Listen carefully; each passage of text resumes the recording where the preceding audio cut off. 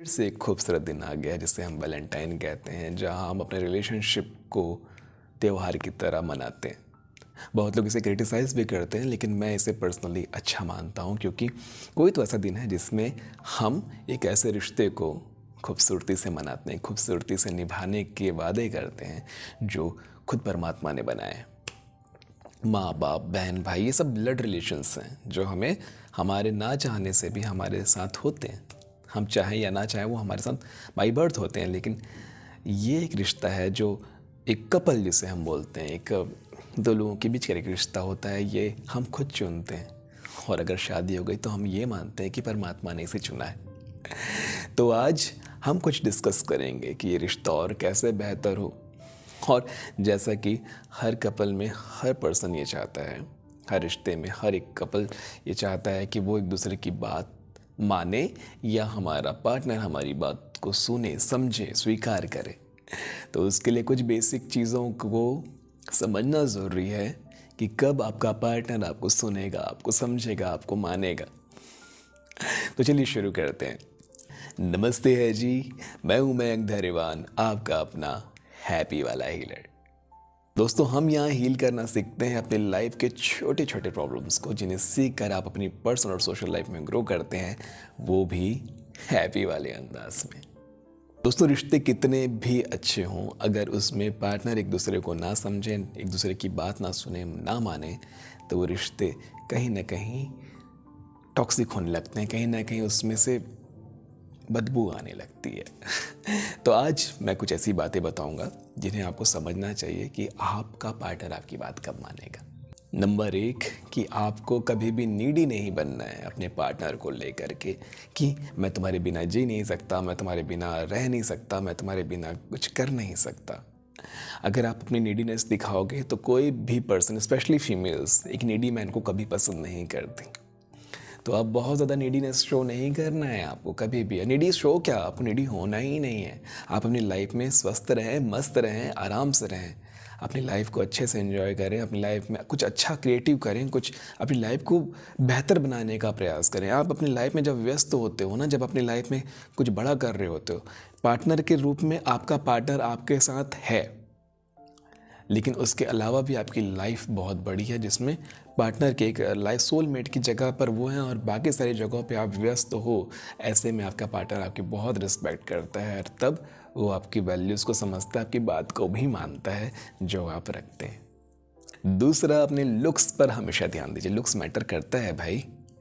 Looks का मतलब सीधा सीधा क्या है पता है? हमें लुक्स को लेके क्या सोचते हैं? अच्छे कपड़े, अच्छी हेयर स्टाइल, अच्छा रंग रूप, मेकअप। अजी नहीं, लुक का मतलब ऐसा नहीं है। लुक का मतलब होता है, अगर आप अच्छे दिख रहे हैं दैट मीन्स आप स्वस्थ हैं, आपके जीन्स हेल्दी हैं, आपका डीएनए हेल्दी है। तो हेल्दी डीएनए के साथ अगर सबकॉन्शियस माइंड के फॉर्म में भी देखा जाए तो कोई भी अपोजिट जेंडर एक हेल्दी डीएनए के साथ ही मीटअप करना चाहेगा, उसके साथ ही वो फ्यूचर जनरेशन को इस दुनिया में लाना चाहेगा। अब ये जानबूझ के नहीं होता है, सबकॉन्शियस फॉर्म में फिटेड है, ये प्रोग्रामिंग हमारे अंदर हजारों सालों से है। तो आपको अपने लुक्स पे काम करना चाहिए। आप फिट रहेंगे, हेल्दी रहेंगे, अच्छे दिखेंगे, अच्छे पहनेंगे। ऑब्वियसली आप अच्छे कब दिखेंगे? जब आप हेल्दी रहेंगे और साफ़ सुथरे रहेंगे। तो आपको वो चीज़ पे हमेशा ध्यान रखना चाहिए, जिससे आपका पार्टनर आपको वैल्यू करेगा और आपकी बात ज़रूर मानेगा। तीसरा और मोस्ट इम्पॉर्टेंट थिंग, इस रिश्ते की पूरी जिम्मेदारी मेरी है। जिस दिन आप ये स्वीकार कर लेते हैं ना कि इस रिश्ते की जिम्मेदारी मेरी है, इस रिश्ते को खूबसूरत बनाना मेरा काम, इस रिश्ते को हेल्दी बनाना मेरा काम है, इस रिश्ते को स्मूथ गोइंग बनाना मेरा काम है, इस रिश्ते का ऑल ओवर सर्वे सर्वा मैं हूँ। इस रिश्ते में जो भी जिम्मेदारी होगी वो मेरी हो। सारे सुख हम दोनों के हैं, लेकिन जो भी प्रॉब्लम्स है वो मैं अपने कंधे पे लेने को तैयार हूँ।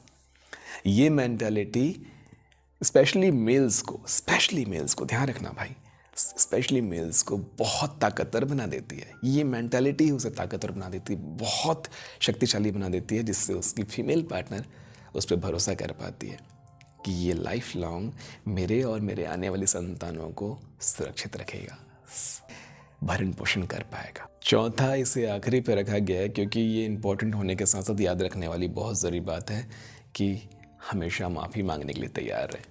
अगर गलती आपसे हुई है, अगर आपको लगता है कि ये गलत हो गया है, तो आप माफ़ी मांगें और उस चीज़ से तुरंत बाहर निकलें।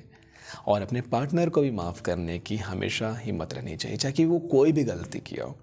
देखो यार, दो बातें, या तो आप उन्हें माफ़ ना करें और इस रिश्ते को ख़त्म करके आगे बढ़ जाएं, या तो उन्हें माफ़ करें और रिश्ते को खूबसूरत बना लें।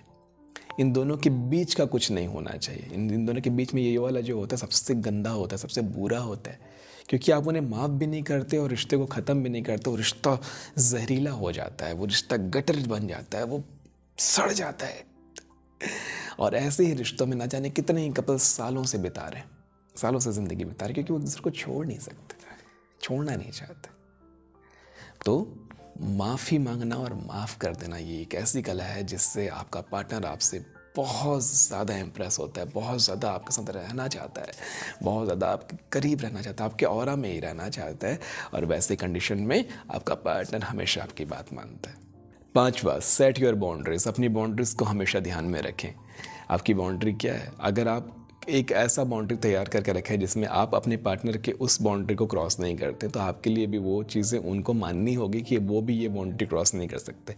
अगर आपने ये बाउंड्री बना रखा है कि आप हमेशा उनसे सूथिंग बातें करेंगे, आप हमेशा तमीज़ से बातें करेंगे, आप उन्हें अगर गुस्से वाली बात भी है तो भी उनसे प्यार से उस बारे में डील करेंगे, तो उनके साथ भी ये रूल्स लागू होते हैं कि वो भी ऐसे ही करें।